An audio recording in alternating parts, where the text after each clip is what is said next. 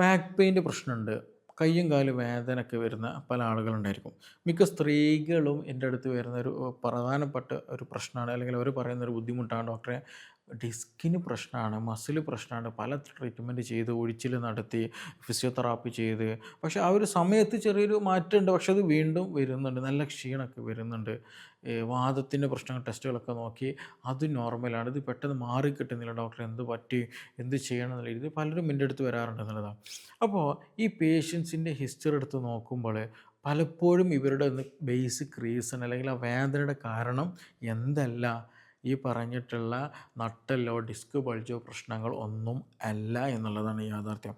അപ്പോൾ ഇന്നിവിടെ നമ്മൾ ഡിസ്കസ് ചെയ്യാൻ പോകുന്ന വിഷയം വേറെ ഒന്നുമില്ല, എന്തുകൊണ്ടാണ് ആ സ്ത്രീകളിൽ ഈ ഒരു പ്രശ്നം നല്ലോണം കൂടുന്നത്, ബാക്ക് പെയിൻ്റെ പ്രശ്നങ്ങൾ, കൈയും കാലും വേദന പ്രശ്നങ്ങൾ, ക്ഷീണത്തിൻ്റെ പ്രശ്നങ്ങൾ കൂടുന്നത്, എന്താണ് അതിൻ്റെ ബേസിക് റീസൺ ചില ആളുകളിൽ കാണുന്നത് എന്നതിനെക്കുറിച്ചും അതെങ്ങനെ നമുക്ക് റിക്കവർ ആക്കാൻ പറ്റും, എന്തൊക്കെ കാര്യങ്ങൾ ചെയ്യാൻ പറ്റും എന്നതിനെ കുറിച്ചിട്ടാണ് ഡിസ്കസ് ചെയ്യാൻ പോകുന്നത്. എൻ്റെ പേര് doctor Siraj, medical officer, QNB health care, Koduvally.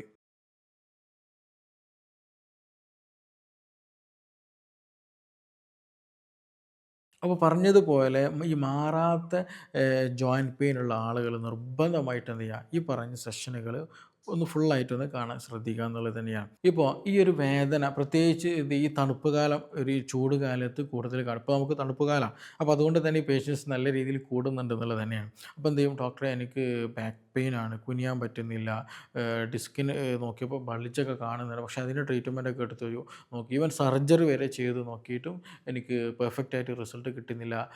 ഇങ്ങനെ പലതരത്തിൽ കംപ്ലയിൻറ്റ്സ് വരാറുണ്ട് എന്നുള്ളതാണ്.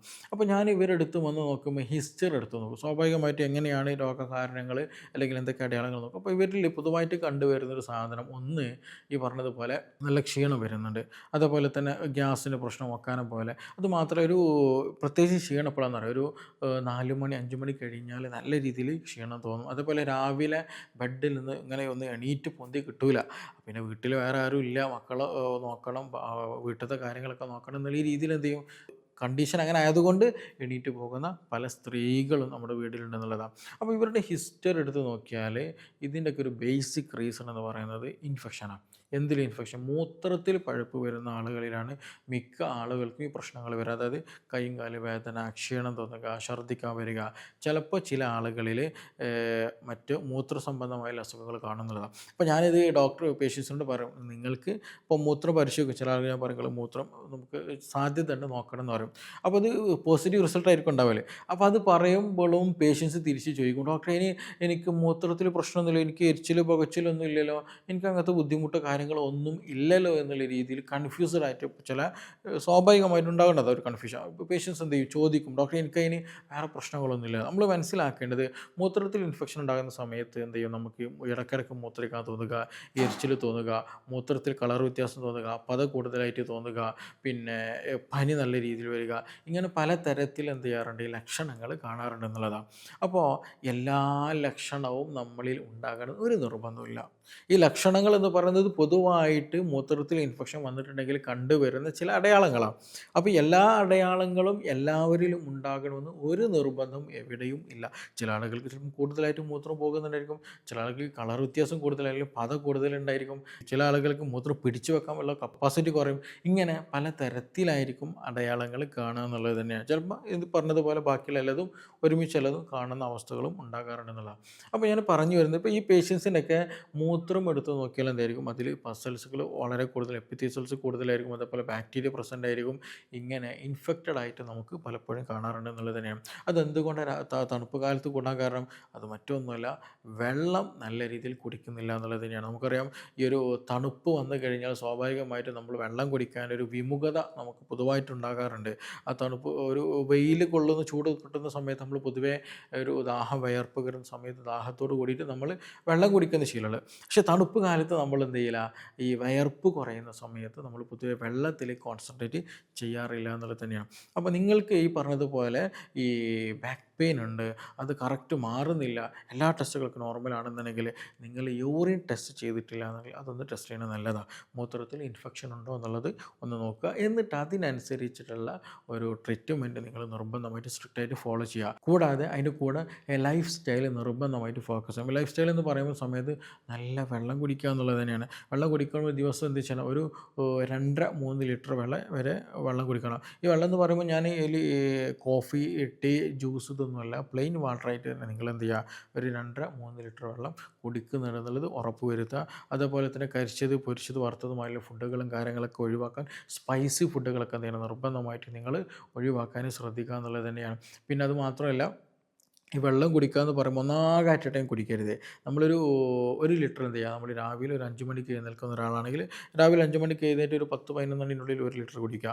പിന്നെ ഒരു 11 മണി മുതൽ വൈകുന്നേരം 4 മണിനുള്ളിൽ 5 മണിനുള്ളിലായിട്ട് 1 ലിറ്റർ കുടിക്കുക. പിന്നെ ഉറങ്ങുന്നതിന് മുന്നോടി 1 ലിറ്റർ, അങ്ങനെ ഒരു ഗ്യാപ്പ് ഇട്ടിട്ട് കുടിക്കുക. ചില ആളുകൾ ഇത് പറയുമ്പോൾ ഒന്നോ ഞാനിത് വെള്ളം കുടിച്ചില്ല എന്ന് പറഞ്ഞിട്ട് ഒന്നാകെ 2 ലിറ്റർ കുടിച്ചിട്ട് കാര്യമൊന്നുമില്ല.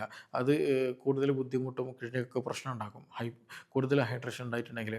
അപ്പോൾ അത് നമ്മൾ നിർബന്ധമായിട്ട് ശ്രദ്ധിക്കുക എന്നുള്ളതാണ്. അപ്പോൾ ഈ ഡീഹൈഡ്രേഷൻ ഉള്ള ആളുകളിൽ തന്നെ നമുക്ക് എന്ത് ഈ ഒരു സമയത്ത് നല്ല ഡ്രൈനെസ് ഫീൽ ചെയ്യും. സ്കിന്നൊക്കെ നല്ല രീതിയിൽ കോച്ചി പിടിക്കുന്ന പോലെ അനുഭവപ്പെടും. അതുപോലെ നല്ല രീതിയിൽ വെളുത്തിട്ട്, അല്ലെങ്കിൽ നമ്മൾ ജസ്റ്റ് ടച്ച് ചെയ്താൽ തന്നെ ചെയ്യും ഈ പറഞ്ഞതുപോലെ വെളുത്ത നല്ല ഡ്രൈ സ്കെയിൽസ് പോലൊക്കെ ആയിട്ട് ചെറിയൊരു പൊടി പോലൊക്കെ ആയിട്ട് നമുക്കത് ഫീൽ ചെയ്യും എന്നുള്ളത് തന്നെയാണ്. ചിലർക്ക് സ്കിന്ന് ഇൻഫെക്ഷനും കാര്യങ്ങളൊക്കെ അങ്ങനെ ഉണ്ടാക്കാറുണ്ട്, കൂടുതൽ ക്രോണിക് ആണെങ്കിലൊക്കെ എന്നുള്ള. അപ്പോൾ നല്ല രീതിയിൽ എന്ത് ചെയ്യണം, നിങ്ങൾ വെള്ളം കുടിക്കുക എന്നുള്ളത് തന്നെ. അതുപോലെ തന്നെ വെജിറ്റബിൾസ് ആണ് ഫ്രൂട്ട്സുകൾ കഴിക്കുക. അതുപോലെ ഒമേഗ 3 വളരെ നല്ലത്. ഒമേഗ 3 എന്ത് ചെയ്യും, ഇൻഫ്ലമേഷൻ കുറയ്ക്കാൻ അത് നന്നായിട്ട് ഹെൽപ്പ് ചെയ്യുക എന്നുള്ളതാണ്. അപ്പോൾ അതൊക്കെ എന്ത് ചെയ്യുക, നമ്മൾ ഹൈഡ്രേഷൻ പ്രോപ്പറായിട്ട്, അതുപോലെ കുക്കുംബർ, പിന്നെ അനാറ്, മുന്തിരി, മുസമ്പി, ഇങ്ങനെയുള്ളതിൻ്റെയൊക്കെ ഫ്രൂട്ട്സുകളൊക്കെ എന്ത് ചെയ്യുക, നമ്മൾ കഴിക്കാനും ശ്രദ്ധിക്കുക എന്നുള്ളതാണ്. അപ്പോൾ ഇതിനൊക്കെ കൂടെ നമ്മൾ എന്തെങ്കിലും മെഡിസിൻ എടുക്കും, ആൻറ്റിബയോട്ടിക് നമ്മൾ എടുക്കേണ്ടത് ഡോക്ടറെ കണ്ടിട്ട് ഡോക്ടർ പറയുന്ന നിർദ്ദേശങ്ങൾ സ്വീകരിച്ചിട്ട് എന്ത് ചെയ്യണം, നമ്മൾ മെഡിസിൻ കഴിക്കാമെന്നാണ്. അപ്പോൾ ഈ ഇൻഫെക്ഷൻ കുറയുന്ന സമയത്ത് തന്നെ എന്ത് ചെയ്യും, ഈ പറഞ്ഞിട്ടുള്ള മൂത്രം ക്ലിയർ ആയിട്ടുണ്ടെങ്കിൽ തന്നെ മിക്ക ആളുകൾക്ക് ഈ പറഞ്ഞതുപോലെ ഈ ബാക്ക് പെയിൻ്റെ പ്രശ്നങ്ങളാണെങ്കിൽ അത് കുറയും. അപ്പോൾ മിക്ക സിമ്പിളായിട്ട് പറയുകയാണെങ്കിൽ ഇപ്പോൾ ചില ആളുകൾക്ക് പലതരത്തിലെ വേദന വരില്ല. അതായത് ഒരാൾക്ക് ഒരു ദിവസം ഇപ്പോൾ തുടയിലാണെങ്കിൽ ചിലപ്പോൾ പിറ്റേ ദിവസം എണീക്കുമ്പോൾ ഷോൾഡറിലേക്ക് മാറി, ഇങ്ങനെ ഷിഫ്റ്റിംഗ് പെയിന് എന്ത് ചെയ്യാറുണ്ട്, മിക്ക ആളുകളും ചില ആളുകളിലൊക്കെ കണ്ടുവരാറുണ്ട്. അപ്പോൾ അതൊക്കെ ഈ ഒരു ബോഡിയിൽ ഉണ്ടാക്കുന്ന ഇൻഫ്ലമേഷൻ അനുസരിച്ച്. അതേപോലെയാണ് ഒരു വൈകുന്നേരം എന്ന സമയത്ത് തന്നെ ഇത് ഫാനൊക്കെ ഇട്ടിട്ടുണ്ടെങ്കിൽ നല്ല കോച്ചി പിടിക്കുന്ന ഉള്ളിലൊരു പനി പോലൊക്കെ എന്ത് ചെയ്യും നമുക്ക് അനുഭവപ്പെടും എന്നുള്ളതാണ്. അപ്പോൾ നിങ്ങൾക്ക് മാറാത്ത ഈ ഒരു ബാക്ക് പെയിൻ പ്രശ്നമുണ്ടെന്നുണ്ടെങ്കിൽ മൂത്രം ടെസ്റ്റ് ചെയ്യുക. മൂത്രം ടെസ്റ്റ് ചെയ്യുന്ന സമയത്ത് ഇത് പോസിറ്റീവാണ്, മൂത്രത്തിൽ ഇൻഫെക്ഷൻ ഉണ്ടെങ്കിൽ അതിന് ട്രീറ്റ് ചെയ്യുക. അപ്പോൾ ആ റൂട്ട് കോസ്, പ്രധാന കോഴ്സ് കാരണം നഷ്ടപ്പെടുമ്പോൾ അത് ക്ലിയർ ആകുന്ന സമയത്ത് തന്നെ ഇവിടെ എന്ത് ചെയ്യും, ഈ പറഞ്ഞ വേദനകൾ നമ്മുടെ ബോഡിയിൽ നമുക്ക് കുറക്കാൻ പറ്റും എന്നുള്ളത് തന്നെയാണ്. അപ്പോൾ ഇതെന്ത് ചെയ്യണം, നിങ്ങൾ നിർബന്ധമായിട്ടും ശ്രദ്ധിക്കേണ്ട കാര്യമാണ്. അപ്പോൾ ഈ വിഷയത്തിൽ നിങ്ങൾക്ക് എന്തെങ്കിലും സംശയങ്ങളുണ്ട്, കൂടുതലൊക്കെ അറിയാൻ താല്പര്യമുണ്ടെങ്കിൽ താഴത്തെ നമ്പറിൽ ബന്ധപ്പെടാവുന്നതാണ്. നമുക്കിനി മറ്റൊരു വിഷയവുമായി ബന്ധപ്പെട്ടിട്ട് വീണ്ടും കാണാം. Thank you.